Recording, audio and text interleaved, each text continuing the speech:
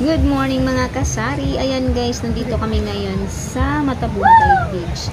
So, nagpa-reserve lang kami dito guys kasi mag-birthday yung anak ko. So, um, habang nagpa-reserve kami, ayan, naligo na lang kami ng sandali. Ayan guys, o tingnan nyo, napakaganda po ng tubig dito, malinis at siguradong nakaka-relax po kayo.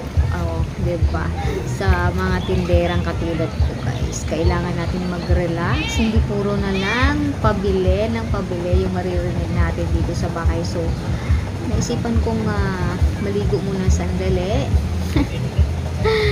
Muni-muni muna, mag-relax muna ang inyong tindera for today's video. Ayan guys, ang ganda ng cottage nila. Nakakatuwa, ang sarap lumangoy. Ayan, alam niyo mga kasari, pumunta kami dito, wala kaming dalang pagkain kasi nga magpapa-resort lang sana kami ng cottage at saka yung tulugan. Ayan, mag-overnight kasi kami dito. So, gusto ko kasing maligo. Ayan, naligo na lang kami. Wala talaga kaming dalang pagkain dito guys. Tingnan nyo naman, ang sarap lumubog sa tubig sa init ng panahon. Nakapahinga ako ng isang araw. So, sa Batangas to siya mga kasari. Pahinga muna ako sa tindahan. Masayang naman kasi pag lagi na lang sarado, diba?